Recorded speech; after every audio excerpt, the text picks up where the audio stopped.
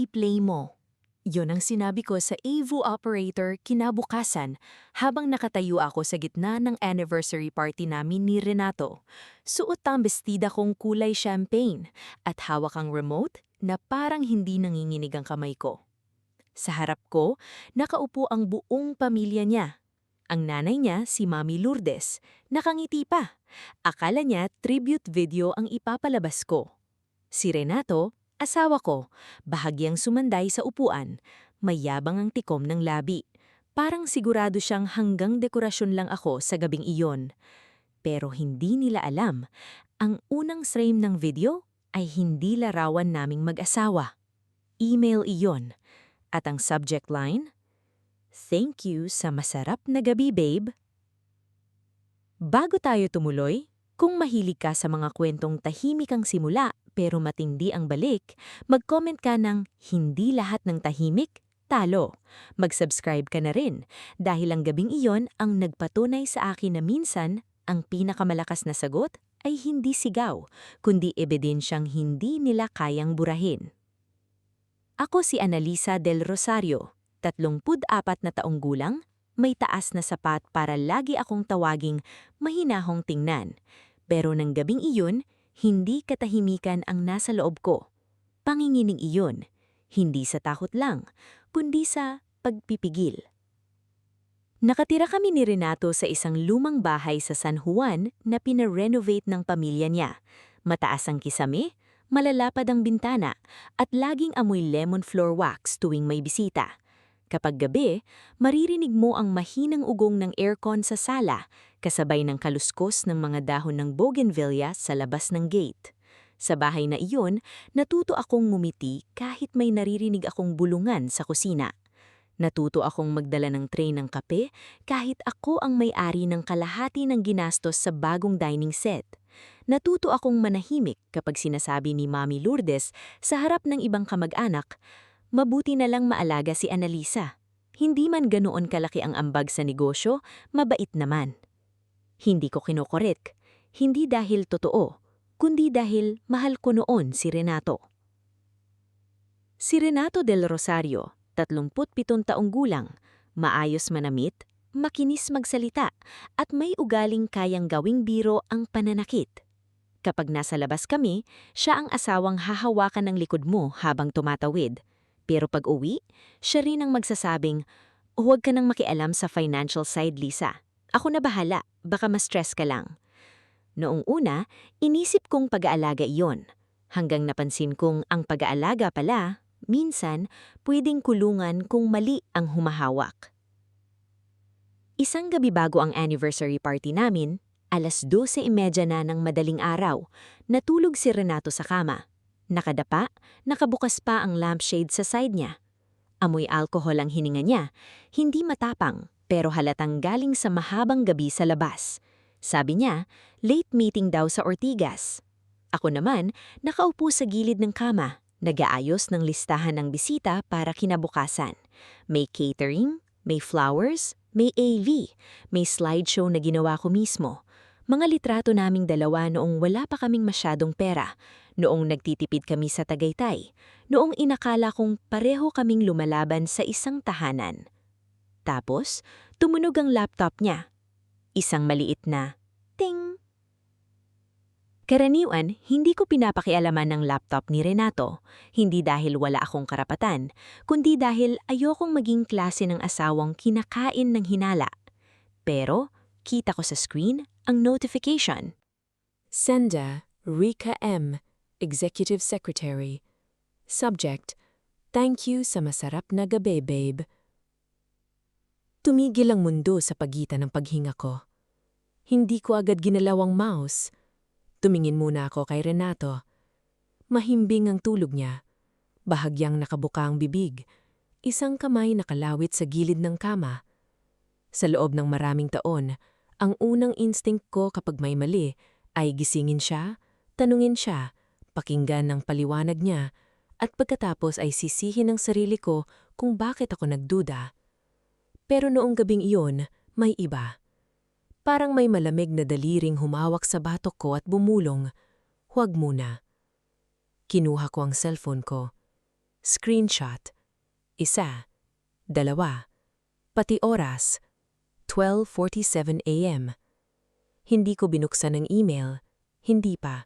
Alam kong kapag binuksan ko gamit ang account niya, pwedeng malaman niyang nabasa na. At kung may kasinungalingan man doon, hindi ko gustong bigyan siya ng oras para linisin ang kalat. Kaya ang ginawa ko, kinunan ko ang screen mula sa iba't ibang anggulo, pati maliit na preview line sa notification. Hindi ko makakalimutan yung room 1208. Ikaw talaga. Napahawakan ako sa dibdib ko. Room 1208. Ortigas. Late meeting. Rika. Gusto kong umiyak. Gusto kong batuhin ng una ng asawa ko.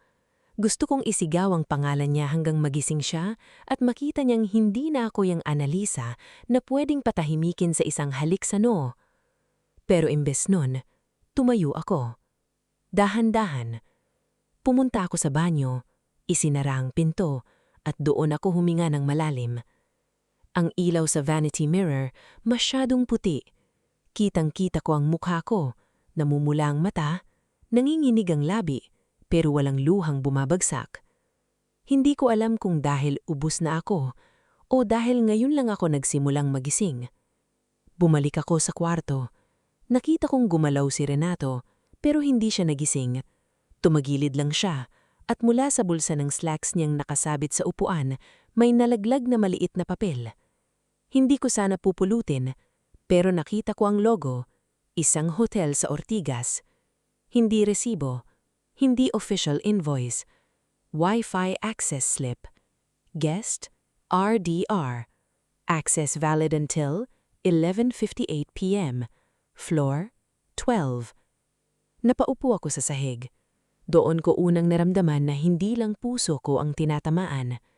May sistema, may oras, may lugar, may pangalan.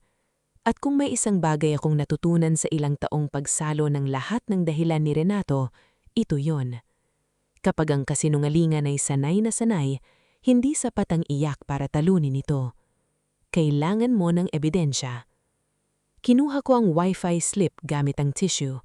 Hindi dahil forensic expert ako, kung hindi dahil ayokong halatang may humahawak. Pinikturan ko. Ibinalik ko sa eksaktong pagkakahulog nito, sa tabi ng paa ng upuan. Pagkatapos, binuksan ko ang sarili kong laptop. Hindi ko alam kung bakit, pero naalala ko ang pangalan ni Rika.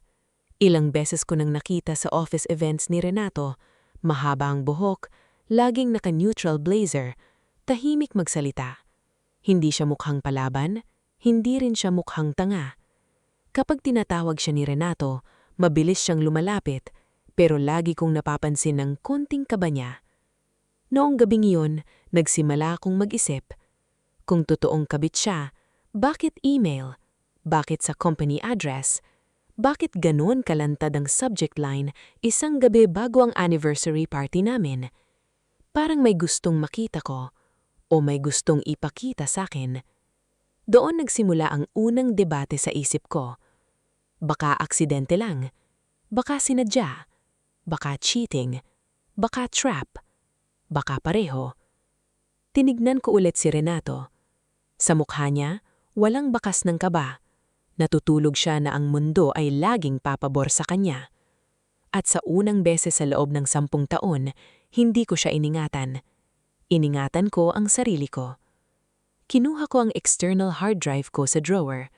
Gumawa ko ng folder na ang pangalan ay simple lang, Aniv_raw. Doon ko inilagay ang screenshots, litrato ng Wi-Fi slip at voice memo ko habang nagsasalita ako ng mahina. Date, June 14. Time, 1:13 a.m. Nasa kwarto kami. Natanggap ang email sa laptop ni Renato. Hindi ko binuksan. Kinuha ko lang ang screenshot. May Wi-Fi slip na konektado sa hotel sa Ortigas. Hindi ko alam noon kung saan aabot ang ginawa ko, pero alam kong kinabukasan, may anniversary party kami. At kung may isang araw na akala nila pwedeng silang akong gawing dekorasyon sa sariling buhay ko, mali ang araw na pinili nila. Kinabukasan, 6:00 pa lang ng umaga, gising na ako. Hindi dahil nakatulog ako ng maayos. Ang totoo, halos 2 oras lang akong nakapikit at kahit noon, paulit-ulit sa utak ko ang subject line ng email. Thank you sa masarap na gabi, babe. May mga salitang kahit hindi sinisigaw, marunong manampal. Nasa kusina ako habang kumukulo ang tubig para sa kape. Ang bahay namin sa San Juan, tahimik sa umaga, may tunog ng walis tingting sa labas, may mahinang busina ng tricycle sa kanto, at mula sa likod bahay, amoy pandesal na galing sa bakery sa kabilang street. Dati, paborito ko ang mga umagang ganon, para kasing kahit gaano kagulo ang araw, may pagkakataon ka pang magsimula ulit. Pero nang umagang iyon, ibang simula ang nasa isip ko. Hindi reconciliation, hindi away. Paghahanda. Bumaba si Renato na naka-white shirt at pajama pants, hawak ang cellphone, may bagong gising na nangiti. Morning, hon, sabi niya, lumapit. Hahalikan sana ako sa pisngi. Hindi ako umiwas, pinabayaan ko. Hindi dahil tinanggap ko pa rin siya, kundi dahil kailangan kong malaman kung gaano siya kakampante. Ready ka na mamaya? Tanong niya habang kumukuha ng mug. 15 years, Lisa, imagine? Tumanggo ako. Oo, big night talaga. Hindi niya narinig ang bigat ng tono ko, o baka narinig niya pero wala siyang pakialam. Mommy called, sabi niya, siguraduhin daw na nasa slideshow yung family photos. Ayaw niyang puro tayong dalawa, alam mo naman siya. Oo, kilala ko si Mommy Lourdes. Si Lourdes del Rosario, 64, eleganting manamit, laging may pearl earrings at may boses na kayang gawing utos ang kahit anong pakiusap. Siya ang tipo ng biyanan na tatawagin kang anak sa harap ng bisita, pero yang asawa mo kapag may hindi siya gusto. Sa loob ng maraming taon, siya ang naging direktor ng bahay namin. Kung anong ulam sa family dinner, sino ang uupo sa harap, anong kulay ng kurtina at minsan pati kung kainan dapat akong umiti. Ilalagay ko, sagot ko. Good, sabi ni Renato. Ayokong ma-offend siya. You know how much she helped us? Napatingin ako sa kanya. Helped us? Iyon ang paborito nilang linya. Parang ang lahat ng narating namin ay galing sa kabutihang loob nila. Pero ang unang renovation ng bahay, galing sa ipon ko noong nagtatrabaho pa ako sa accounting firm sa Makati. Ang unang delivery van ng small import business ni Renato, ako ang naglabas ng down payment. Ang unang 3 buwan na payroll ng kapusin ng kumpanya niya, ako ang nag-liquidate ng maliit kong investment. Pero sa kwento ng pamilya niya, mabait lang ako. Hindi contributor, hindi partner, hindi haligi. Alam ko, sagot ko. Tumalikod ako para hindi niya makita ang mata ko. 8:00, umalis si Renato. May kukunin daw sa office bago dumiretso sa venue. Ang party namin ay sa isang private events place sa New Manila. Lumang bahay na ginawang garden hall, may kapiz windows, nara floors, at maliit na stage kung saan ipapalabas dapat ang video montage. Pagkasara ng gate, nagsimula akong kumilos. Una, tinawagan ko si Miko, ang AV coordinator. Ma'am Annalisa, bati niya, medyo hingal, halatang nasa setup na. Good morning po, okay na po projector natin, testing na lang mamaya. Miko, sabi ko, pinipigilan kong maging halata ang kaba. May favor ako, pwede bang magdala ako ng updated file mamaya? Last minute changes lang. Opo naman ma'am, USB po or Google Drive? Pareho, sagot ko, at pakisigurado walang ibang makakapagtulit ng file kundi ako. Tumahimik siya saglit. May nag-message po kasi kagabi ma'am. Nanlamig ang daliri ko sa hawak kong tasa. Sino? Sir Renato po. Sabi niya kung may bagong file daw siya, siya na raw magbibigay. Akala ko normal lang po. Huminga ako ng dahan-dahan. Anong oras? Mga 11:20 p.m. po. 11:20 p.m. Ayon sa Wi-Fi slip, valid ang hotel access niya hanggang 11:58 p.m. Nag-send ba siya ng file? Hindi pa po, pero may message siya na keep the surprise flexible. Napapikit ako. Flexible. Ganyan magsalita si Renato kapag may gusto siyang kontrolin ng hindi halata. Miko, sabi ko, from this point, ako lang ang final approval sa video. Ako ang nagbayad ng AV package, tama? Opo, ma'am. Good. Paki-screenshot lahat ng instructions na matatanggap mo from anyone else. Send mo sa akin. Hindi na siya nagtanong. Siguro narinig niya sa boses ko na hindi iyon simpleng bridezilla moment. Anniversary wife ako, oo. Pero sa umagang iyon, mas mukha akong auditor na nakahanap ng mali sa ledger. Sunod kong tinawag si Sel, college friend ko na ngayon ay cybersecurity consultant sa BGC. Hindi kami araw-araw nag-uusap, pero siya ang klaseng kaibigan na kahit matagal kayong hindi magkita, alam nang hindi ka pagtatawanan kapag sinabi mong, may kailangan akong malaman pero ayokong gumawa ng iligal. Okay, sabi ni Sel matapos kong ikwento ang basics. Una, huwag mong bubuksan ng email sa account niya. Tama yung ginawa mong screenshot. Pangalawa, kung may notification preview ka, good. Pangatlo, kung may laptop kanyang naka-open pero hindi account mo, ingat. Ayokong sabihin mong i-access mo, pero pwede mong i-preserve kung ano ang visible. May Wi-Fi slip, sabi ko. Picture mo with timestamp. Tapos, gumawa ka ng written note habang fresh pa memory mo. Send mo sa sarili mong email para may time record. Nagawa ko na. Good, sabi niya. Lisa, makinig ka. Baka cheating ito. Baka setup. Pero yung subject line, masyadong theatrical. Ang tunay na maingat, hindi nag-i-email ng ganyan sa company thread unless gusto niyang may makita. Gumapang ang lamig sa likod ko. Yun din ang iniisip ko. May access ba ibang tao sa laptop niya? Mommy niya minsan, driver, sekretary niya, pero personal login niya iyon. May recovery email ba kayong alam? Hindi. Then start with the people who wanted you to react. Naupo ako. Sino ang gustong magwala ako? Sino ang makikinabang kung sa anniversary party namin ako ang magmukhang hysterical na asawa? Hindi ko kailamang hulaan ng matagal. Mommy Lourdes. Ilang buwan na niya akong kinukulit tungkol sa isang property arrangement. Gusto daw nilang ilipat sa isang family holding company ang ilang assets para protected. Kasama roon ang share ko sa bahay at ang maliit na lupa sa Antipolo na minana ko kay Papa. Tumanggi ako. Simula noon, nag-iba ang hangin.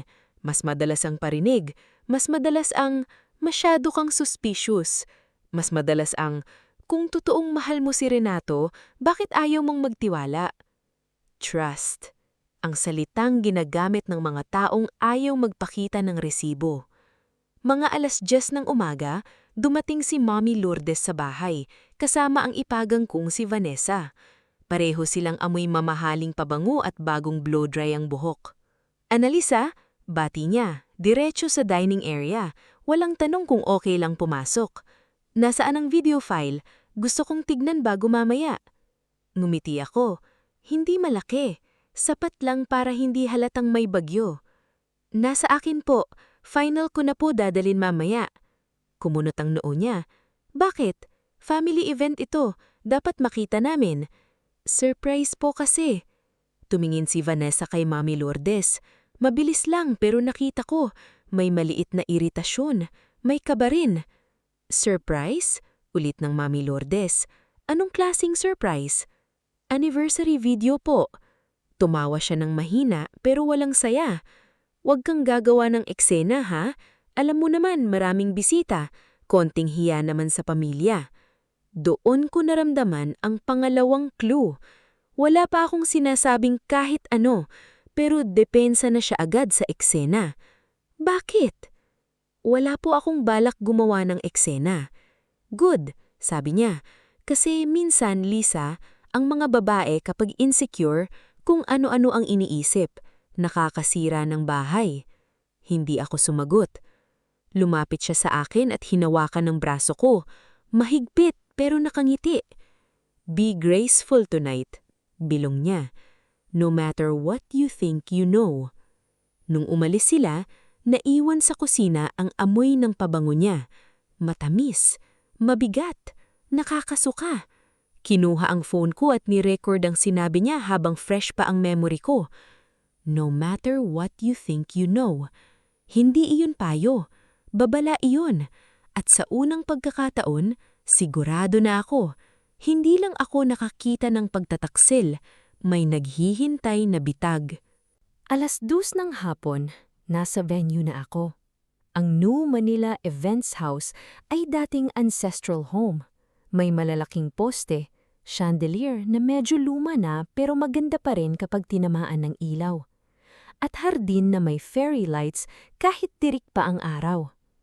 Sa loob, inaayos ng staff ang round tables. Amoy bagong plansyang tablecloth, buttered garlic mula sa catering at konting alikabok ng lumang kahoy. Sa stage, nakatayo si Miko. Sinusubukan ng projector. "Ma'am," sabi niya nang makita ako. "Ito po yung laptop natin.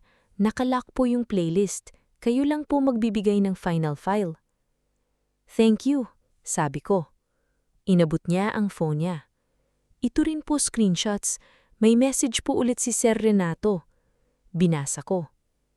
"Renato, bro, change of plan. Ako magbibigay ng final video. May special clip ako for Lisa." Miko, "Sir, Ma'am Annalisa requested na siya lang final approval." Renato, "Anniversary ito. Akong asawa. Don't make it complicated." Miko, "Noted sir, pero Ma'am paid and signed the AV contract po. Need approval niya." Renato, "Fine, I'll talk to her." Napatitig ako sa huling linya. I'll talk to her. Sa 15 taon namin, kabisado ko na ang ibig sabihin noon. Hindi iyon simpleng usap. Iyon ang sandaling kakausapin niya ako sa gilid. Hahawakan ng siko ko, bababaan ng boses at sasabihing, "Huwag mo akong ipahiya." Tapos, ako ang makokonsensya. Pero ngayon, hindi na sapat ang boses niya. "May nagbigay pa po nito," sabi ni Miko. Inabit niya ang maliit na envelope. "Kanino galing?" "Si driver po ni Sir Renato, si Mang Elmer. Sabi niya, ibigay daw sa inyo kapag kayo lang." Kinabahan ako. Si Mang Elmer ay driver ng pamilyang De La Rosario mula pa noong buhay ang tatay ni Renato. Tahimik na lalaki, 50 pataas, laging nakabarong kapag formal event at kahit kailan hindi nakikisali sa usapan. Kapag may family dinner, siya ang nasa labas, naghihintay sa sasakyan, nakikinig sa radyo ng mahina. Binuksan ko ang envelope. Sa loob, may resibo. Hindi hotel room receipt, resibo ng private function room sa parehong hotel sa Ortigas. Date, kagabi. Time, 8 p.m. to 11:30 p.m. Reserved under Lourdes D. De La Rosario. Purpose, private family consultation. Special request, projector, privacy screen, external audio input. Napahawakan ako sa gilid ng stage. Private family consultation, projector, external audio. Kagabi, habang sinasabi ni Renato na may late meeting siya, may nakabook na room ang nanay niya sa parehong hotel. At kung ang Wi-Fi slip ni Renato ay floor 12, itong function room naman ay nasa mezzanine. 2 booking, 1 hotel, 1 gabi. Hindi pa ito buong sagot, pero sapat na para mas lalong lumalim ang tanong. Kinuha ko ang phone ko at tinawagan si Mang Elmer. Sumagot siya sa 2nd ring. "Ma'am," mahina niyang sabi. "Mang Elmer, saan ninyo nakuha itong resibo?" Tahimik. Sa kabilang linya, may narinig akong hangin, parang nasa parking area siya.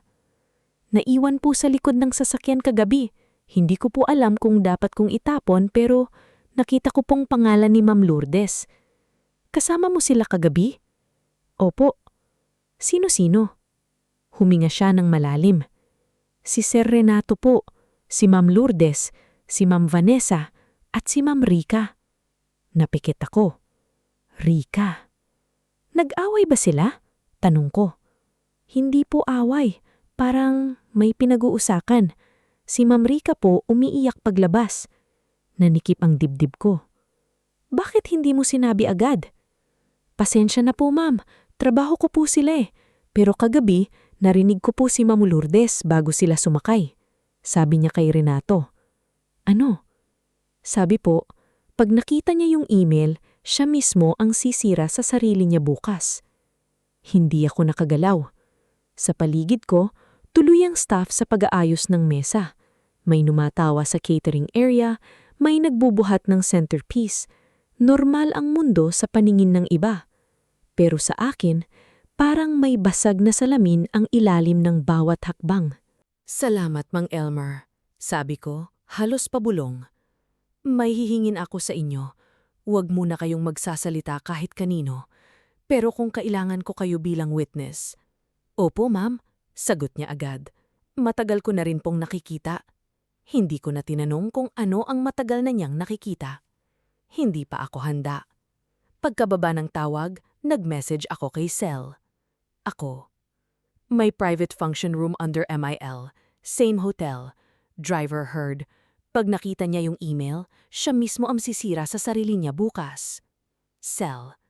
This is no longer just infidelity. Preserve everything. Need affidavits if legal route. Don't confront yet. Ako. Party tonight. Sel. Then don't play emotions. Play sequence. Sequence. Iyon ang salitang kumapit sa akin. Hindi iskandalo. Sequence. Hindi galit. Timeline. Hindi, panoorin ninyo kung paano ako niloko. Kundi, tingnan ninyo kung paano nila ako tinulak para magmukhang ako ang may kasalanan. Mga 4:00, dumating si Renato. Naka-navy suit siya. Maayos ang buhok, mabango. Gwapo sa paraang dati kong ipinagmamalaki. Pagpasok niya sa hall, maraming staff ang bumati. Sanay siya sa ganoon, sa pagpasok na parang kanya ang lugar. Nakita niya ako sa stage. Ngumiti siya, pero hindi umabot sa mata. Lisa, sabi niya, paakyat sa maliit na hagdan. Can we talk? Ano yun? Tumingin siya kay Miko. Privately. Dito na lang, sabi ko. Busy pa ako. Kumunot ang noo niya, pero pinigilan niya. About the video, may idadagdag ako. Special message. Send mo sa akin. Ako na magbigay kay Miko. Hindi pwede. Doon lumabas ang tunay na Renato. Hindi sumigaw, hindi nagwala, pero tumigas ang panga. Annalisa, huwag kang maging difficult. Dati, kapag sinabi niya iyon, agad akong lumiliit. Ngayon, tumingin ako sa kanyang ng direksyo. Hindi ako difficult.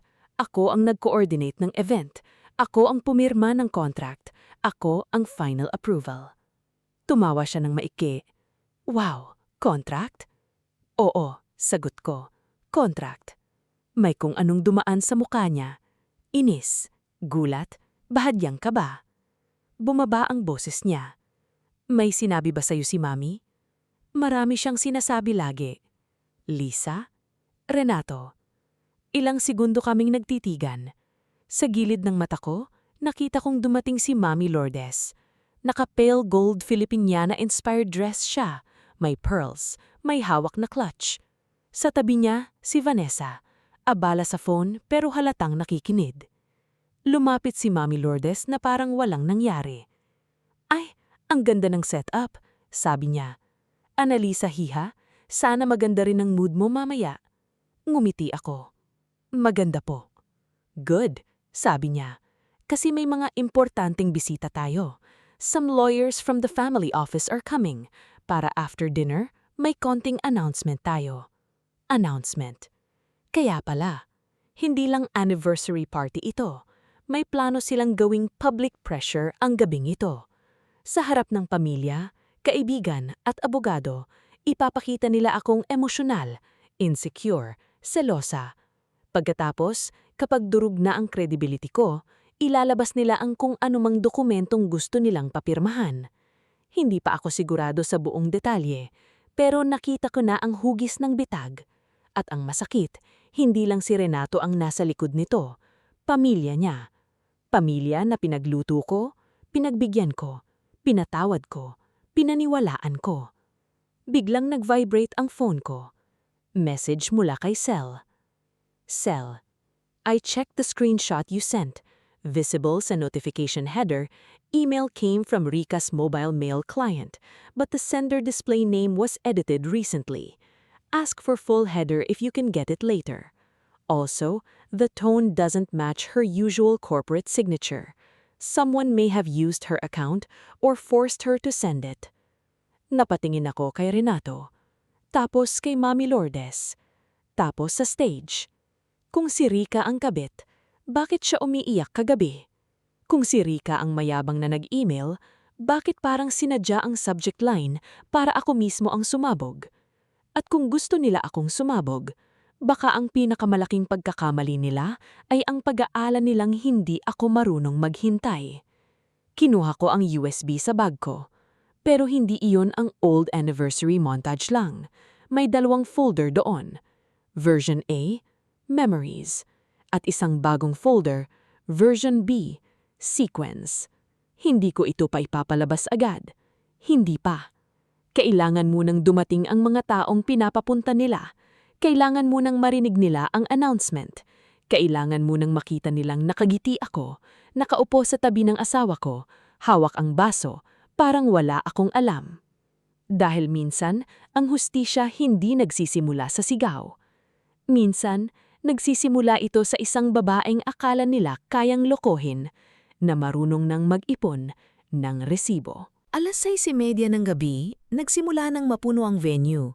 Ang dating tahimik na ancestral house sa New Manila ay unti-unting nabing entablado ng mga ngiting pilit, halakhakan may sukat, at mga yakapan may kasamang tanong sa mata.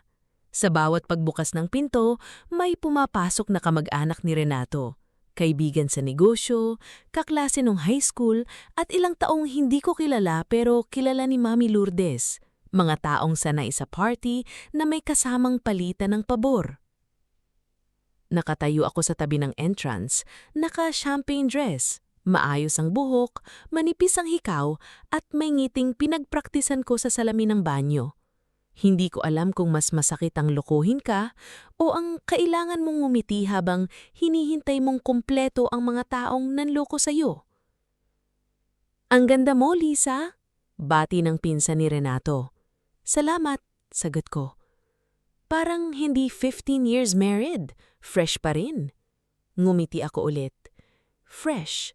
Kung alam lang nila na sa loob ko, parang may nakasinding papel na hindi ko pwedeng patayin. Bawat segundo, nararamdaman kong may lumalapit na apoy sa lalamunan ko, pero hindi ko ito pinapalabas. Sa stage, ready na ang projector. Si Miko nakatingin sa akin paminsan-minsan, naghihintay ng huling instruction. Sa ilalim ng table niya, naroon ang laptop na may dalawang folder, Version A, Memories, at Version B, Sequence. Pero hindi pa panahon. Kailangan kong malaman muna kung ano ang announcement nila. Nang dumating si Renato sa tabi ko, hinawakan niya ang bayang ko. Sa panlabas, mukhang sweet. Sa totoo, parang hawak ng taong nagbabala. Behave, bulong niya habang nakangiti sa mga bisita. Hindi ko siya tinignan. Anniversary natin, bakit naman ako hindi magbibehave? Bahagya siyang natawa. Baka minsan mo lang naririnig. Hindi siya sumagot. Sa kabilang dulo ng hall, nakita ko si Mami Lourdes. Nakaayos ang buhok, nakataas ang baba, parang siya ang ikakasal. Katabi niya si Vanessa at dalawang lalaking nakabarong na mukhang abogado. Hindi family friend lang. May hawak silang slim folders, gray at black. Hindi sila nakikihalubilo. Nakatayo sila sa gilid, parang naghihintay ng cue. Doon ko nakumpirma. May dokumentong ilalabas mamaya. Hindi lang family announcement. Plano. Umikot ako sa hall para batiin ang mga bisita. Sa bawat mesa, may naririnig akong mahihinang bulbol. May special presentation daw mamaya. Sabi ni Lourdes, may malaking step daw ang mag-asawa. Baka business expansion. Baka lilipat na asset sa family company. Naramdaman kong nanigas ang likod ko. Assets, family company. Kaya pala ilang buwan nilang akong binibira. Kaya pala kagabi may email. Kung magwala ako dahil sa selos, madali nilang sasabihing, "Huwag na nating pakinggan si Annalisa. Emotional, unstable, hindi kayang magdesisyon ng maayos." Tapos, ilalabas nila ang papel. Tapos, ipaparamdam nila na kung hindi ako pipirma, ako ang sumisira sa pamilya. Maya-maya, nag-vibrate ang phone ko. Message mula kay Sel. Sel, on my way. Kasama ko si Attorney Prieto. Don't sign anything. Don't play version B unless may enough witnesses and you introduce it as timeline of events, not accusation. Napatingin ako sa pinto. Attorney Prieto. Hindi ko siya kilala personal, pero si Sel ang nag-refer. Lawyer siya na sanay sa corporate fraud at family property disputes. Nang una, ayoko.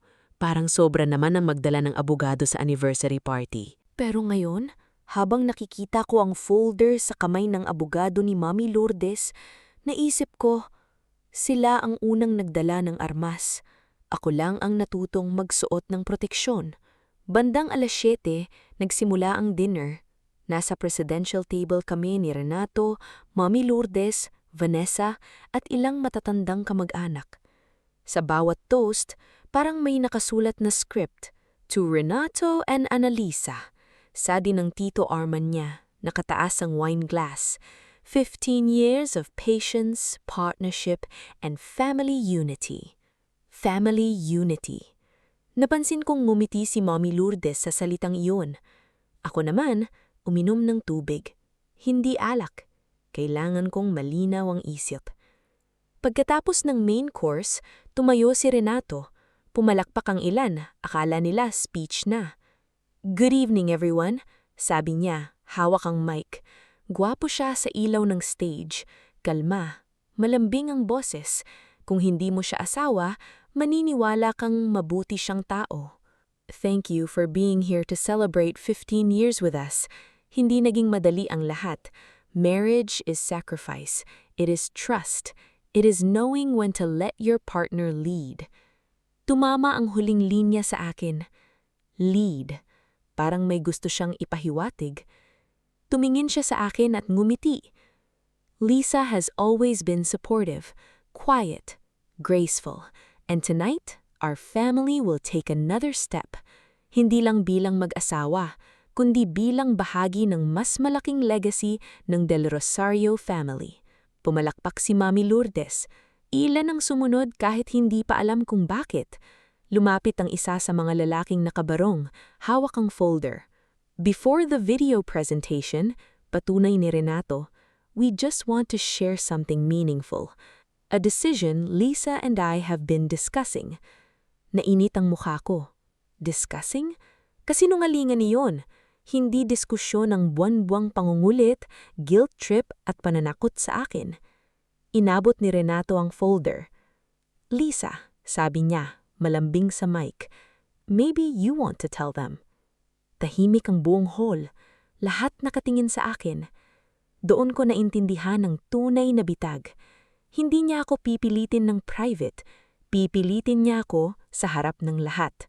Kung tumanggi ako ang mukhang madamot. Kung umiyak ako ang unstable. Kung magalit ako ang naninira ng gabi. Dahan-dahan akong tumayo. Kinuha ko ang mic mula sa kanya. Ramdam ko ang bigat ng tingin ng pamilya niya.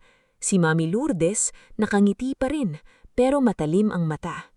"Salamat, Renato," sabi ko. Bahagyang lumuwag ang mukha niya, akala niya susunod ako. Tumingin ako sa mga bisita.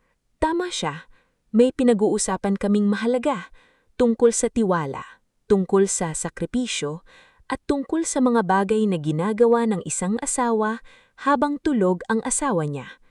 May ilang nagtinginan. Nawala ang ngiti ni Renato. "Lisa, Mahinang sabi niya, hindi na nakamic. Hindi ko siya pinansin. Pero bago ang kahit anong pirmahan, bago ang kahit anong announcement, may inihanda akong video. Hindi ito para manghiya. Hindi ito para gumawa ng eksena. Lumunok ako. Timeline ito.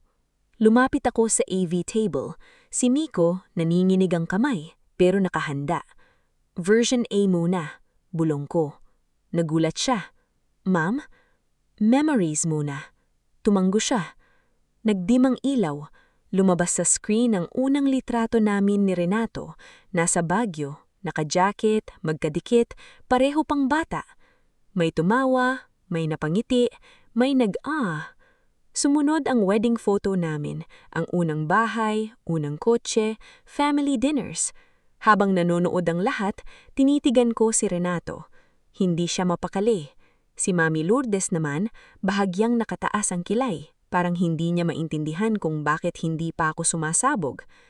Sa huling bahagi ng montage, may larawan akong inilagay.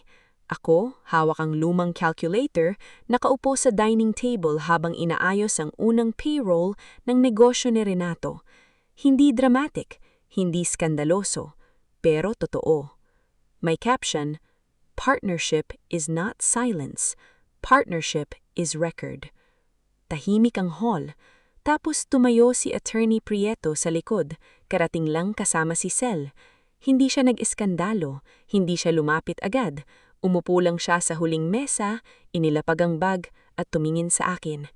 Nandun na ang safety net ko. Pagkatapos ng version A, bumalik ang ilaw. Mahina ang palakpakan. Tumingin sa akin si Renato, pilit na kangiti. "Beautiful, hun. Thank you." Kinuha niya ulit ang mic. "Now, as I was saying, may part 2, sabi ko. Natigil siya. "What?" Ngumiti ako. Surprise video, di ba? Narinig ko ang mahinang singhap ni Vanessa. Si Mami Lourdes hindi na nakangiti. Tumingin ako kay Miko. Play version B. At sa unang pagkakataon ng gabing iyon, si Renato naman ang namutla. Hindi agad lumabas ang email sa screen. Sinadya ko iyon. Kung ang unang frame ng version B ay ang subject line ni Rika, magiging madali para kay Renato na tawaging itong selos. Madali para kay Mami Lourdes na tumayo at sabihing, "Stop this nonsense." Madali para sa mga bisita na isiping, "Ay, away mag-asawa ito."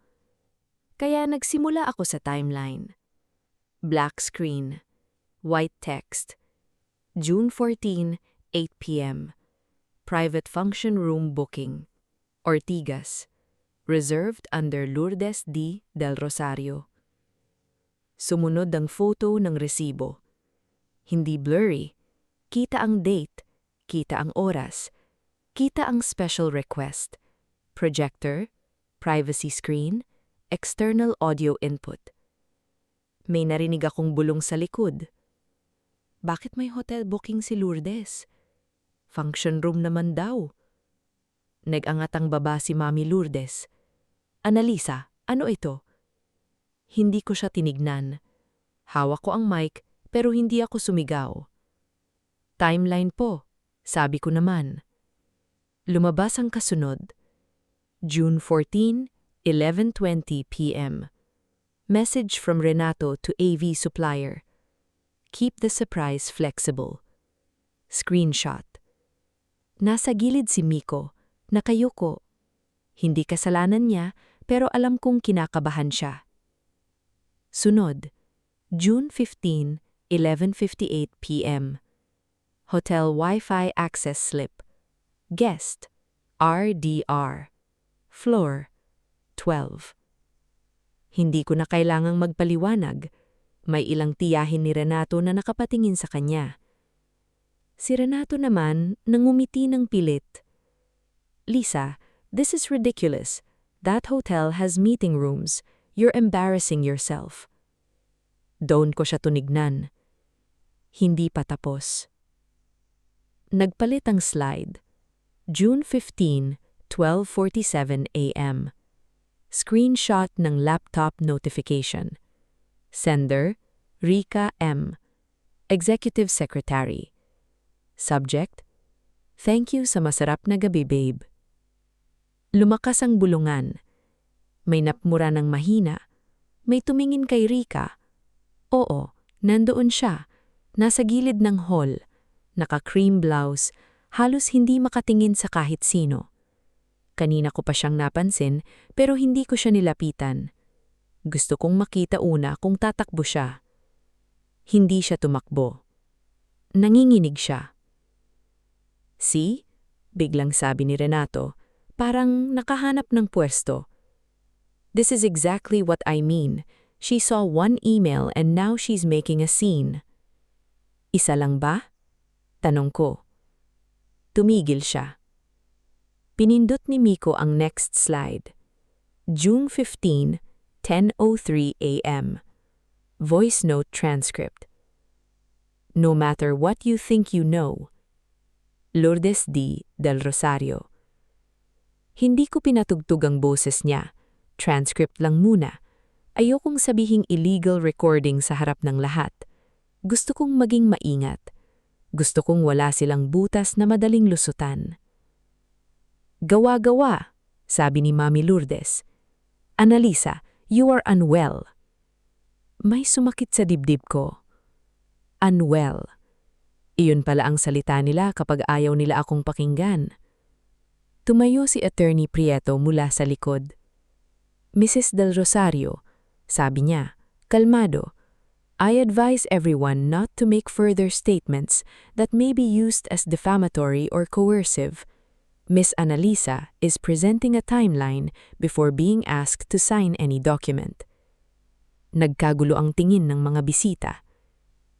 Abogado? Bulong ng isa. Si Renato napatingin sa akin na parang ngayon lang niya akong nakilala. Lisa, what did you do? Ang tanong, sabi ko, ano ang ipapagawa ninyong sa akin? Tahimik. Tumingin ako sa folder na hawak ng abogado nila. May announcement kayo, di ba? May pirmahan. Hindi gumalaw si Mami Lourdes. Pero ang isa sa mga abogado niya, bahagyang nagbaba ng tingin.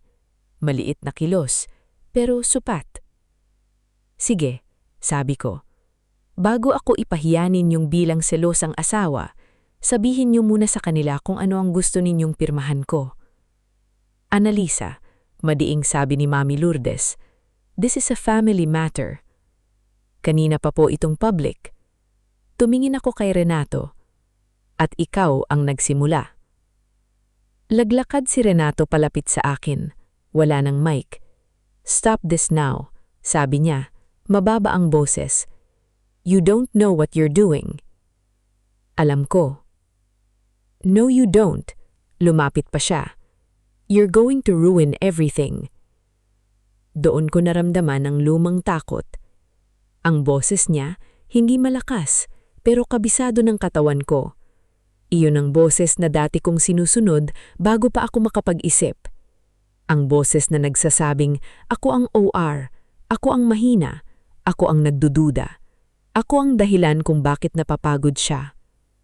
Pero sa likod niya, nakita ko si Rika. Umiiyak na siya. Hindi malakas. Tahimik lang. At doon, may nabago sa loob ko. Hindi lang ako ang ginamit nila. May iba pang natatakot. Rika, tawag ko. Napalingon siya, lahat napatingin. Nanlaki ang mata ni Renato. Don't. Isang salita, hindi pakiusap, utos. Pero si Rika, dahan-dahang lumapit. Hawak niya ang maliit na bag sa dibdib niya, parang panangga. Rika, sabi ko, did you send that email willingly? Naminginig ang labi niya. Tumingin siya kay Renato. Tumingin kay Mami Lourdes. Tapos sa akin. Ma'am, pinapirma po nila ako ng resignation letter kagabi. Nag-ingay ang hall. Sinungaling! Sigaw ng Vanessa. Tumigil ako. Hindi dahil natakot ako, kundi dahil ngayon lumalabas na ang bitag sa sarili nilang bibig. Let her speak, sabi ni Attorney Prieto. Umiiyak na si Rika. Sabi po ni Sir Renato, may kailangan lang daw silang ayusin sa family matter. Kung makikipag-cooperate ako, bibigyan nila ako ng separation pay at recommendation. Kung hindi, ilalabas nila na ako ang nagnakaw ng petty cash sa office. Hindi totoo yan, sabi ni Renato.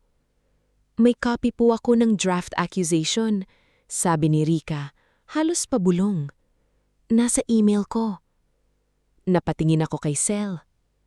Nag-type siya sa phone. Doon ko naintindihan ang midpoint ng gabing yon. Akala ko ang laban ay tungkol sa pagtataksil. Akala ko ang pinakamasakit ay ang email. Pero hindi iyon ang gitna ng kwento. Ang tunay na discovery, mas madumi. Ginawa nilang pain si Rika. Ginawa kong target. At may mas malaking dokumentong gustong ipapirma sa akin. Lumapit si Attorney Prieto sa abogado ni Mami Lourdes. Counsel, may I see the document you intended to present? Attorney, this is inappropriate. Sagot ng lalaki. Then say on record that there is no document requiring my client's signature tonight. Walang sumagot. Katahimikan. Mabigat. Parang lahat ng chandelier sa hall biglang bumaba. Sa wakas, nagsalita si Mami Lourdes. It was only a transfer agreement para protektado ang properties. Properties? Tanong ng isang Tito Arman. Anong properties? Hindi sumagot si Renato. Ako ang sumagot. Kasama po ang share ko sa bahay at lupa ko sa Antipolo. Nagulat ang ilang kamag-anak. Lupa mo? Tanong ng isang tiyarin. Bakit isasama? Naninginig na ang kamay ni Mami Lourdes pero hindi pa rin bumabagsak ang postura niya. Because she is part of this family. Doon ako natawa. Maliit lang. Malungkot. Kapag kailangan niyo ng pirma ko, family ako. Kapag kailangan niyo akong pakinggan, unstable ako. Walang sumagot. Pero hindi pa doon natapos. Lumapit si Sel sa akin, inilapit ang phone niya at ibinulong. Lisa, may pinadala si Rika sa email. Draft ng transfer docs, may e-signature mo. Nanlamig ang buong katawan ko. Ano? May pirma mo. Digital. Mukhang reused from previous accounting authorization. Hindi na ako makahinga ng tama. Iyon palang mas malaking sabit. Hindi lang nila ako ipapahiya para pumirma. Baka may pirma na silang ginawa. At ang gabing ito, hindi para kunin ang consent ko. Para palabasin na pumayag ako. Humawak ako sa gilid ng mesa. Nakita ko si Renato. Sa unang pagkakataon, wala siyang masabi. At doon ko na-realize, hindi pa ako nananalo. Ngayon palang nagsisimula ang tunay na kaso. Hindi natapos sa sigawan ng gabing iyon. Mas nakakatakot ang nangyari. Dahil pagkatapos mabanggit ang e-signature, biglang natahimik ang lahat na parang may humigop sa hangin ng buong hall. Walang gustong unang magsalita. Kahit ang mga tsismosa sa likod, tumigil. Ang naririnig ko na lang ay ang mahina at paulit-ulit na tunog ng aircon, ang kaluskos ng damit ng mga taong hindi makaupo ng maayos, at ang sariling tibok ng puso ko. Si Renato ang unang kumilos. Lumapit siya sa akin, pero humarang si Sel. Don't, sabi niya. Tumingin si Renato sa kanya na parang hindi sanay may humaharang. This is my wife. At siyang kaibigan ko. Sagot ni Sel. At may counsel siya. Napatingin siya kay Attorney Prieto na nakatayo ngayon sa tabi ko. Kalmado pero talim ang mata. Mrs. Del Rosario? Sabi ng abogado. Sa akin. Do you confirm you did not authorize any transfer using your digital signature? Yes, sagot ko. Tuyo ang lalamunan ko. Hindi ko inauthorize. Do you confirm you are being asked directly or indirectly to agree to asset transfer tonight? Tumingin ako kay Mami Lourdes. Nakaupo na siya mayon. Wala nang taas ng baba. Pero hindi pa rin siya mukhang talo. Mukha siyang taong nag-iisip ng susunod na move. Yes, sabi ko. Tumango si Attorney Prieto. Then from this point, no one should ask her to sign, confirm, ratify, or verbally agree to any transfer without independent review. Excuse me, putol na Mami Lourdes. Hindi po kayo pwedeng pumasok sa private celebration namin at gamitin ito na parang court. Hindi po court, sagot ng abogado. Kaya nga po maaga nating inaayos bago maging court. May ilang nanamigan ng yubok. Iyon ang kaibahan ng sigaw sa procedure. Ang sigaw, madaling sabihing skandal. Ang procedure, mahirap tawading arte. Sa gilid, si Rika ay nakaupo na. Umiiyak habang hawak ng baso ng tubig. Wala nang makeup ang mukha niya. Hindi siya mukhang kabit, hindi siya mukhang kontrabida. Mukha siyang empleyadong piniga hanggang wala nang matira. Lumapit ako sa kanya. Ma'am, sabi niya agad. Sorry po talaga. Hindi ako agad sumagot. Dahil tao lang ako. May bahagi sa akin na gustong sisihin siya. Siya ang pangalan sa email, siyang dahilan kung bakit halos mawalan ako ng hininga kagabi. Siyang dahilan kung bakit buong araw akong nakangiti habang may kutsilyo sa dibdib. Pero habang nakatingin ako sa kanya, naalala ko ang sarili ko ilang taon na ang nakaraan. Bawat pirma, may paliwanag si Renato. Bawat duda, may kasamang konsensya. Bawat pagtanggi, may banta na ako ang sumisira ng pamilya. Hindi kami pareho ng lugar, pero pareho kaming ginamit. Sabihin mo sa akin ang totoo. Hindi para iligtas ka agad, kundi para malaman ko kung hanggang saan ito. Tumanggo si Rika ng paulit-ulit. Kagabi po, pinatawag ako ni Sir sa hotel. Akala ko urgent work. Pagdating ko, nandun si Mami Lourdes at Mami Vanessa. May dala silang folder. Sabi nila, may issue daw sa loyalty ko sa company. Petty cash? Tanong ni Sel. Tumanggo si Rika. Opo, may reimbursement po kasi akong na-late i-file pero approved po iyon. Ginamit nila. Sabi nila, pwede raw palakihin. Then the email. Tanong ko. Pinumunas niya ang mukha niya. Pinadictate po ni Mami Lourdes ang subject. Ayoko po. Sabi ko, bakit ganon? Sabi niya, kailangan daw kayong mag-react. Kailangan daw makita ng lahat bukas na hindi kayo emotionally fit. Kumirot ang sikmura ko. Emotionally fit. Parang hindi asawang tingin nila sa akin. Parang hadlang lang sa transaksyon. Bakit ka pumayag? Tanong ko. Hindi galit. Pagod. Napayuko siya. May kapatid po kasi akong nakabayalisis. Ako po ang nagbabayad. Sabi ni Sir, kapag nawalan ako ng trabaho at may record ako, wala na akong mahahanap. Natakot ako. Tahimik. Kahit si Sel hindi agad nakapagsalita. Hindi ito binubura ang ginawa ni Rika. Pero binabago nito ang bigat. May mga kasalanang galing sa kasamaan. May mga kasalanang galing sa takot. Hindi pareho ang lunas sa dalawang iyon. Lumapit si Attorney Prieto. Rika, are you willing to give a sworn statement? Nanlaki ang mata niya. Affidavit po? Yes, tungkol sa email, meeting, threat, and any document you saw. Tumingin si Rika kay Renato. Mabilis na nagsalita si Renato.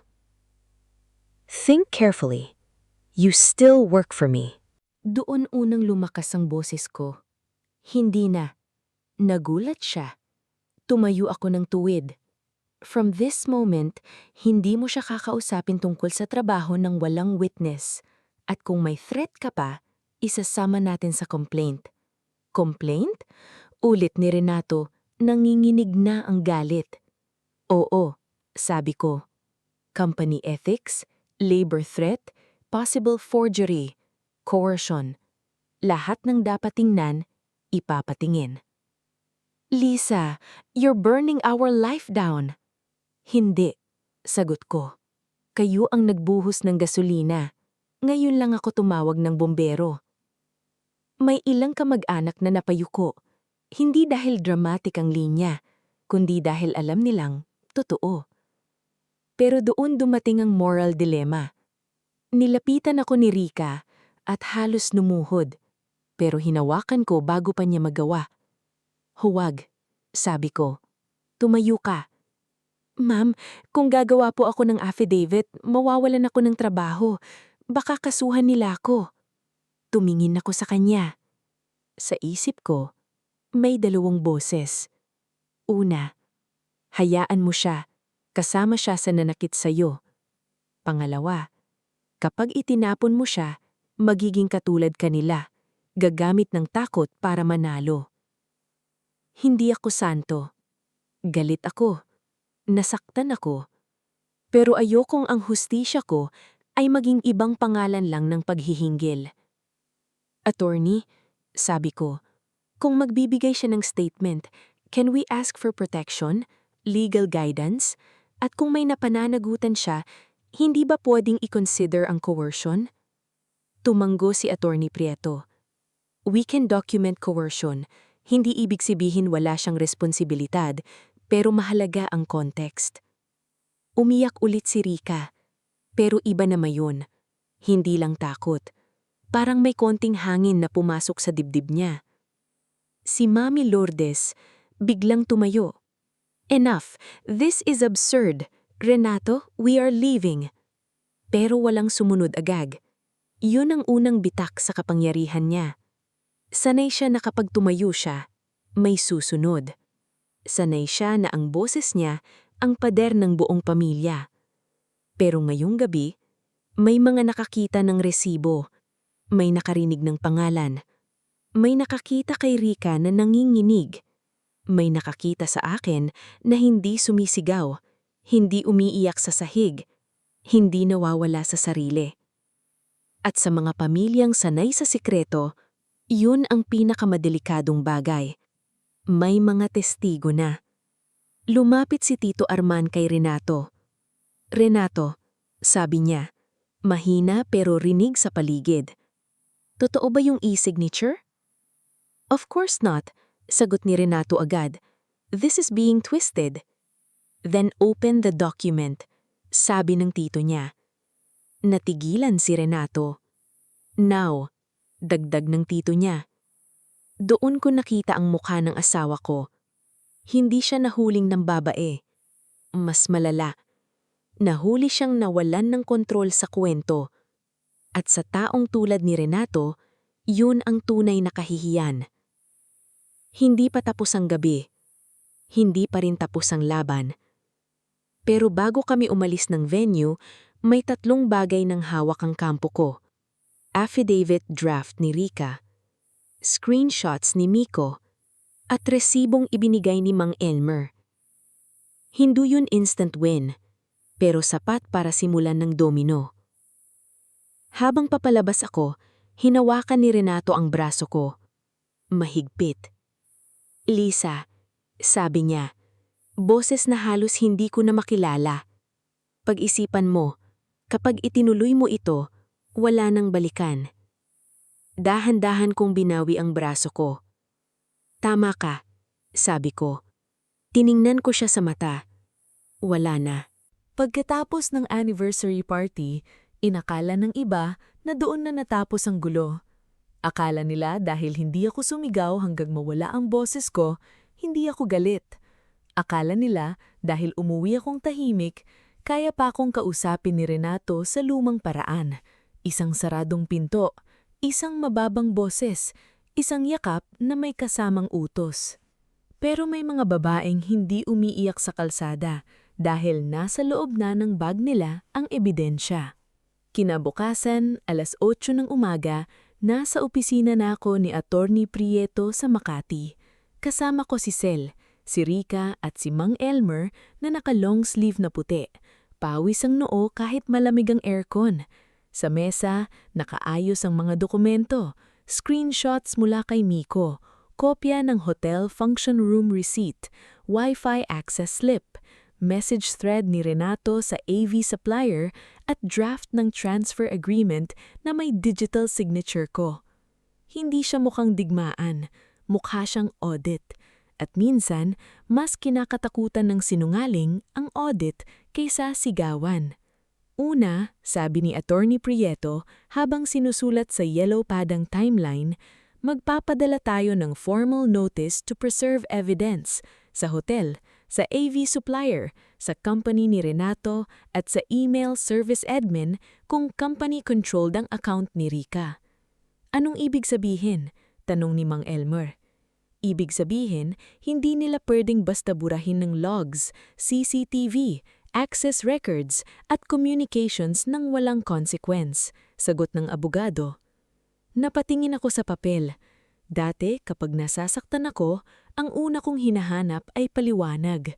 Ngayon, ang hinahanap ko ay record. Pumirma si Rica sa affidavit niya. Nanginginig ang kamay niya pero hindi niya binitawan ng ballpen.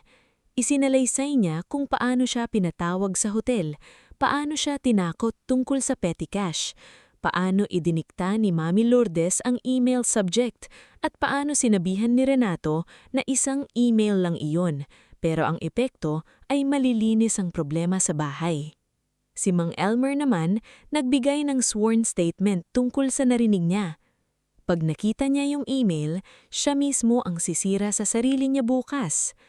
Habang binabasa ko ang mga salita, may parte sa akin na gustong maawa sa sarili ko, pero pinigilan ko. Dahil kapag nasa gitna ka ng laban, pwede kang malungkot, pero hindi ka pwedeng malunod. Bandang tanghali, dumating ang unang counter move. Tumawag si Renato. Hindi ko sinagot. Nag-message siya. Renato, Lisa, stop listening to outsiders. We can fix this. Renato, Rica is lying to save herself.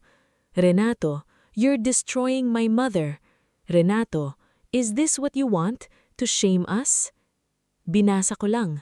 Noon, ang mga salitang destroying my mother sapat na para manginig ako sa guilt. Ngayon, napansin ko ang wala sa message niya. Walang sorry, walang nagsinungaling ako, walang nasaktan kita. Puro lang control sa damage. Ipinakita ko kay Attorney Prieto. Do not respond emotionally, sabi niya. We answer through counsel. At diyon ang unang domino. Nagpadala si Attorney Prieto ng demand letter, cease all coercive attempts, preserve all evidence, disclose source and authorization of the digital signature, and stop representing any property transfer as approved by me. Ikalawa, nag-email si Sel sa AV supplier ng formal request to preserve communications and file transfer logs. Si Miko, kahit takot, sumagot agad, "Yes ma'am, naka-backup lahat." Ikatlo, nag-file si Rica ng written complaint sa HR ng company ni Renato, kasama ang affidavit niya. Hindi pa iyon kaso sa korte, pero sapat na para magsimula ang internal investigation, lalo na't company email ang ginamit. Ikaapat, humingi kami sa hotel ng preservation ng CCTV at booking records. Hindi nila agad ibinigay, hindi naman ganun kadali iyon, pero natanggap nila ang notice. Ibig sabihin, kung biglang nawala ang records, may tanong na kailangang sagutin. Hindi ko kailangang mag-post sa social media, hindi ko kailangang mag-live video, hindi ko kailangang sirain sila sa chismis. Ang ginawa ko lang, pinadaan ko sa tamang pinto ang katotohanan. At doon nagsimulang kabahan ang mga taong sanay dumaan sa likod. Kinagabihan, nasa kondo ni Sel ako pansamantala. Ayokong umuwi sa bahay namin. Hindi dahil takot akong mag-isa, kundi dahil alam kong bawat sulok doon ay may memorya ni Renato na pwedeng magpahina sa akin. Nakaupo ako sa sofa, may hawak na mug ng salabat. Sa labas, kita ang ilaw ng EDSA. Pulang preno ng mga sasakyan, busina, ulan na parang pinong karayom sa salamin. Okay ka? Tanong ni Sel. Hindi ako agad sumagot. Hindi, sabi ko sa huli. Pero gumagana pa ako. Umupo siya sa tabi ko. Minsan sapat mo na yun. Doon ako unang umiyak. Hindi malakas, hindi dramatic. Tahimik lang, halos nakakahiya. Para akong taong matagal nang nagbubuhat ng aparador, tapos ngayon lang may nagsabing pwede ko itong ibaba kahit sandali. Ang sakit, sabi ko. Hindi lang dahil niloko niya ako, kundi dahil pinagplanuhan nila akong magmukhang baliw. Alam mo ba yung pakiramdam na hindi lang puso mo ang tinarget nila, pati pagkatao mo? Hindi sapat sa kanilang kunin ang lupa. Kailangan ka pa nilang gawing hindi ka paniniwalaan. At yon ang pinakamasakit na uri ng pang-aabuso. Yung sisirain ka muna sa mata ng iba para kapag nagsalita ka, kasalanan mo pa. Pero kinabukasan, may dumating na bago. Si Miko ang tumawag. Ma'am, sabi niya, halos pabulong. May nakita po ako sa backup folder. Ano? Nung sinubukan ni Sir Renato mag-send ng video file, may attachment siya na hindi natuloy ma-upload. Temporary file lang po, pero na-save sa system cache. Hindi ko po binuksan noon kasi akala ko glitch. Nanlamig ako. Anong laman? Audio po. Hindi malinaw lahat pero may part po. Pinadala niya kay Sel, hindi sa akin. Tama iyon. Mas maingat.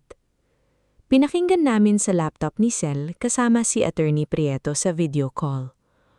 Unang ilang segundo, kaluskos. Boses ni Renato, boses ni Mami Lourdes. Tapos malinaw na linya. Pag napahiya siya, pipirma yan. Lisa always chooses peace over pride. Nalaglag ang kamay ko sa kandungan. Hindi dahil nagulat ako, kundi dahil tama siya dati. Ilang taong pinili ang peace. Pero ngayon ko lang naintindihan, hindi kapayapaan ang tawag kapag ikaw lang ang laging sumusuko. Minsan, katahimikan lang yon na ginamit nilang hawla.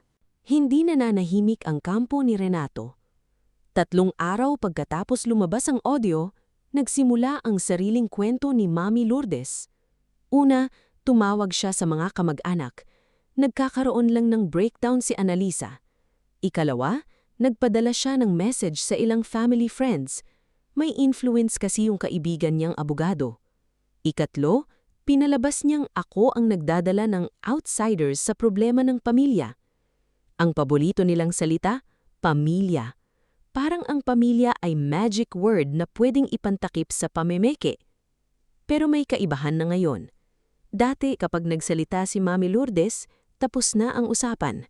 Ngayon, may mga taong nagtanong, kung walang mali, bakit may forged signature? May nagtanong, bakit pinapunta si Rika sa hotel?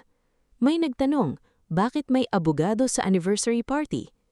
Hindi lahat naniwala sa akin agad, at hindi ko rin sila pinilit. Natutuhan ko na ang katotohanan, kapag may resibo, hindi kailangang magmakaawa. Kailangan lang nitong makarating sa tamang lugar.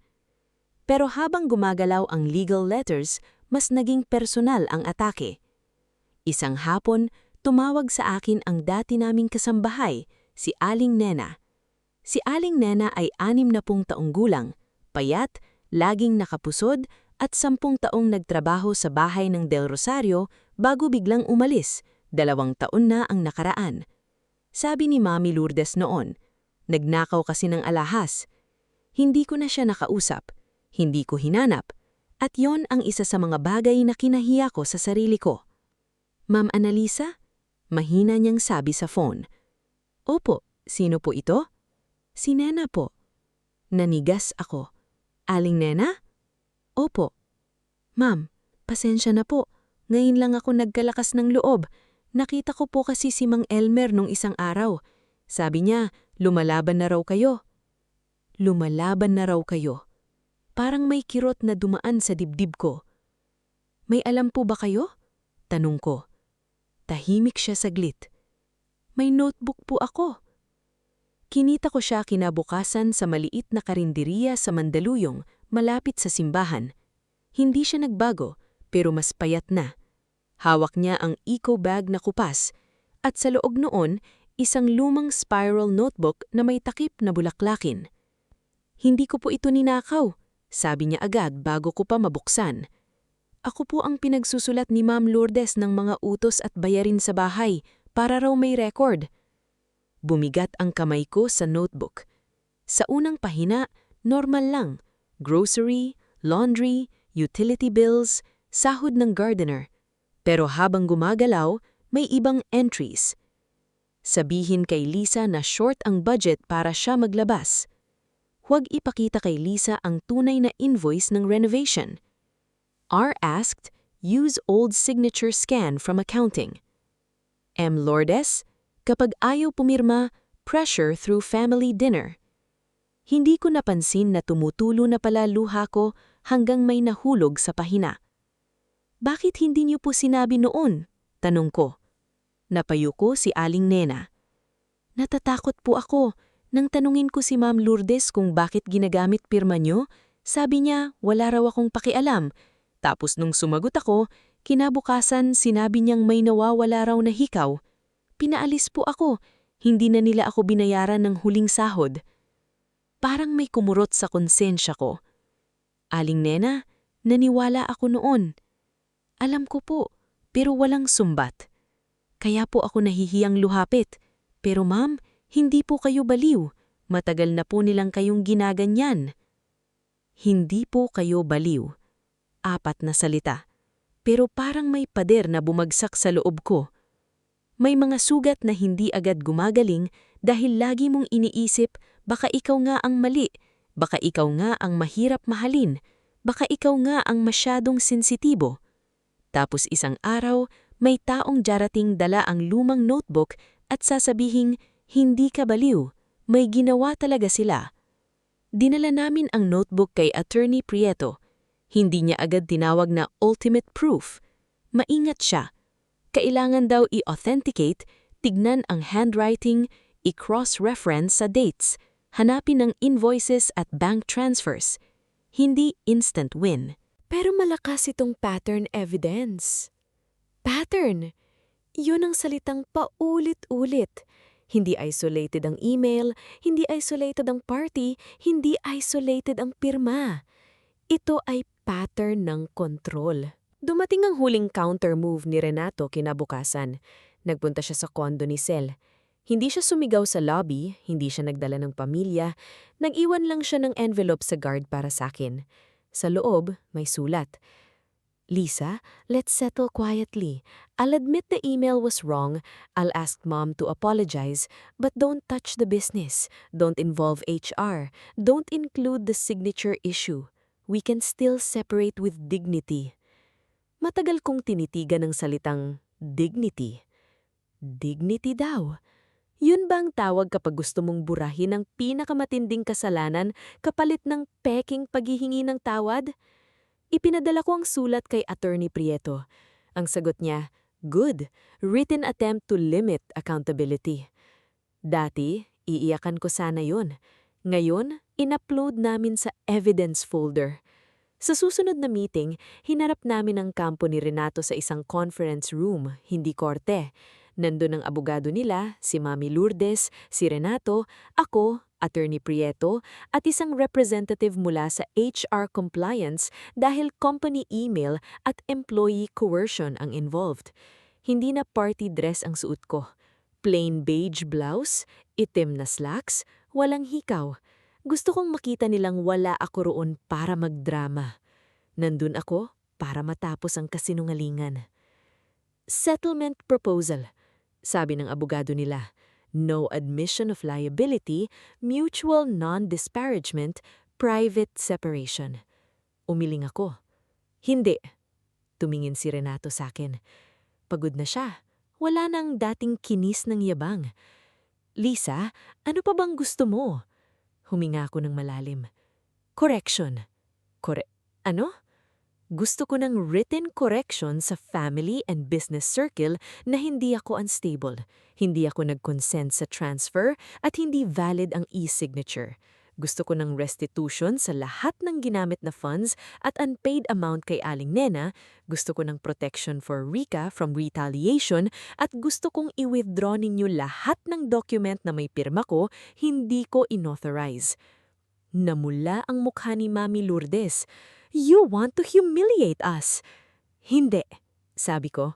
Kayo ang gumawa noon sa akin. Ang hinihingi ko, ayusin ninyo. Tahimik. Tapos tumingin ako kay Renato. At gusto ko ng legal separation process na malinaw.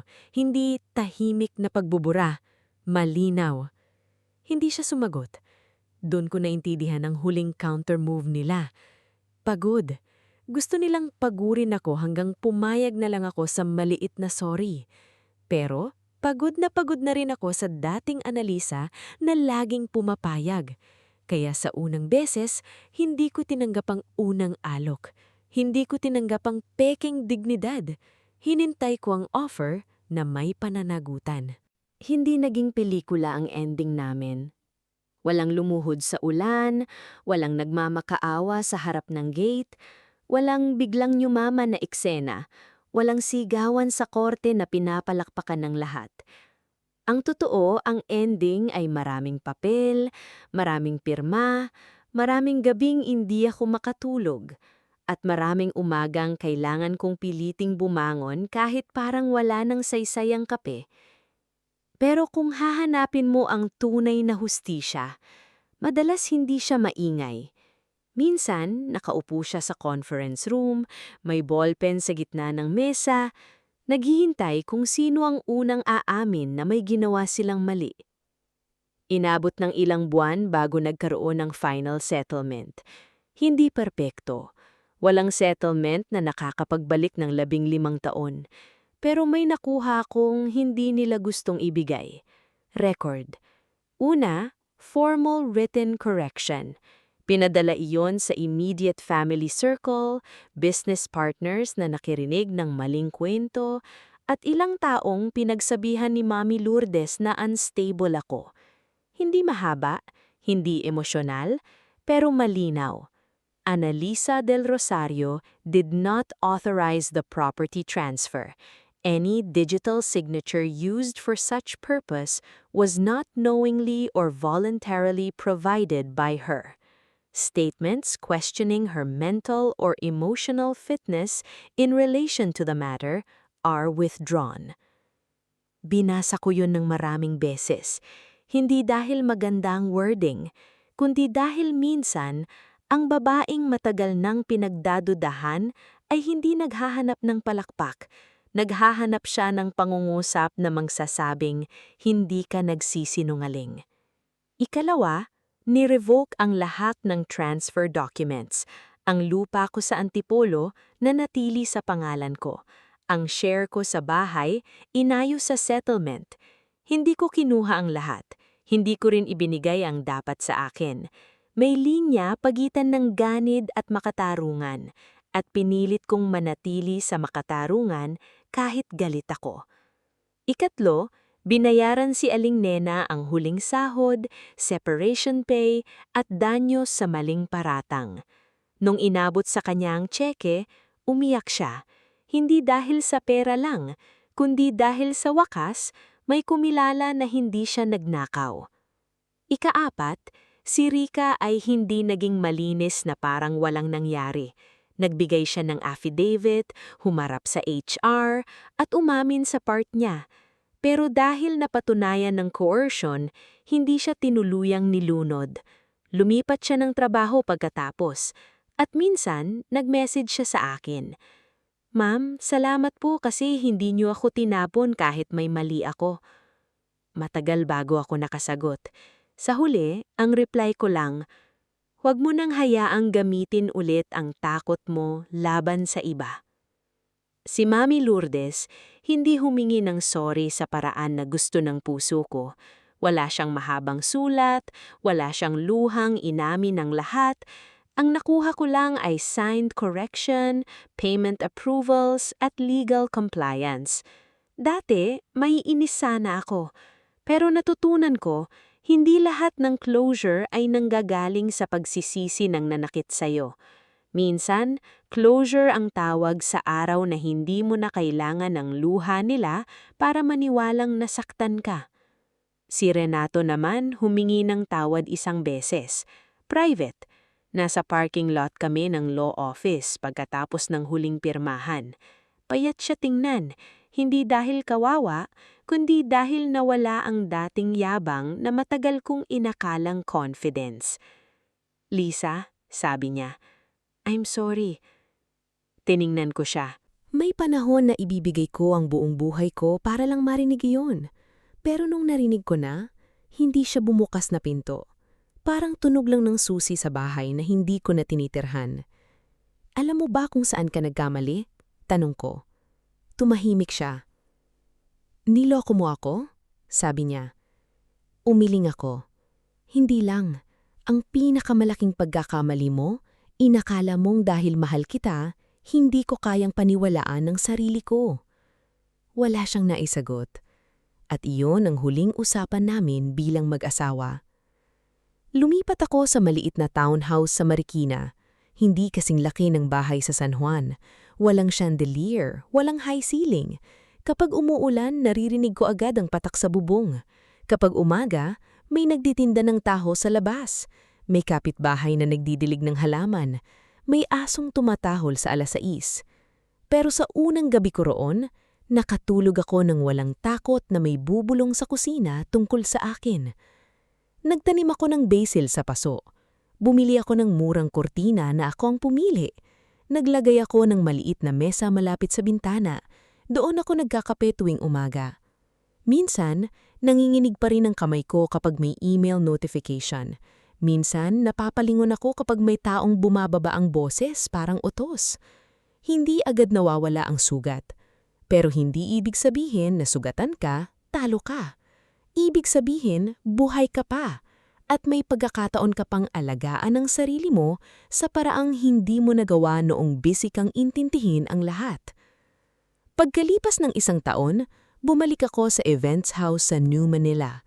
Hindi bilang asawa ni Renato, bilang guest speaker sa maliit na seminar tungkol sa financial boundaries for women in family businesses. Inimbitahan ako ni Sel. Ayoko sana. Sabi ko, hindi naman ako expert. Sabi niya, hindi mo kailangang maging expert para magsabi ng totoo. Tumayo ako sa harap ng mga babaeng may iba't ibang edad. May bagong kasal, may negosyante, may nanay, may empleyado, may babaeng tahimik lang sa likod. Sabi ko sa kanila, hindi masamang magmahal, hindi masamang magtiwala, pero huwag ninyong ibibigay ang sarili ninyong pirma, pangalan, lupa, pera at boses kapalit ng tawag na mabuting asawa. Ang mabuting asawa may karapatang magtanong, ang mabuting manugang may karapatang tumanggi, at ang tahimik na babae may karapatang magtago ng resibo kapag pinipilit siyang tawaging baliw. Tahimik sila. Tapos may isang babae sa likod ang umiyak. Doon ko nalaman na hindi lang pala kwento ko ang dala ko. Maraming analisa ang nakaupo sa iba't ibang bahay. Nangingiti sa hapagkainan, nag-aabot ng kape, pinapakinggan ng mga salitang para sa pamilya, habang unti-unting binubura ang pangalan nila sa sarili nilang buhay. Kaya kung ikaw ang nakikinig ngayon at may parte sa iyo na laging sinasabing sobra kang mag-isip, masyado kang emosyonal, hindi ka marunong magtiwala, huminga ka muna. Tignan mo ang pattern. Tignan mo ang record. Tignan mo kung ang hinihingi nilang tiwala ay may kasamang paggalang o may kasamang pagbubura sa iyo. Dahil ang pag-ibig, hindi dapat kailangan ng pekeng email para kontrolin ka. Ang pamilya, hindi dapat kailangan ng pirma mong hindi mo alam. At ang kapayapaan, hindi dapat laging ikaw ang nagbabayad. Ako si Analisa del Rosario. Hindi ako nanalo dahil napahiya sila. Nanalo ako dahil hindi ko na pinayagang ako ang mawala para lang manatiling buo ang kasinungalingan nila. At kung umabot ka hanggang dito, mag-comment ka ng hindi lahat ng tahimik talo. I-like mo ang video kung naniniwala ka na ang respeto ay hindi hinihingi gamit ang takot. I-share mo ito sa taong kailangang maalala na may karapatan siyang magtanong, magtago ng ebidensya at lumayo kapag ang pag-ibig ay ginagawa ng kulungan. At mag-subscribe ka para sa mas marami pang kwentong hindi lang nagpapakilig o nagpapaiyak, kundi nagpapaalala sa atin na minsan ang pinakamalakas na paghihiganda ay ang mabuhay ng malinaw, malaya at hindi na madaling lokohin.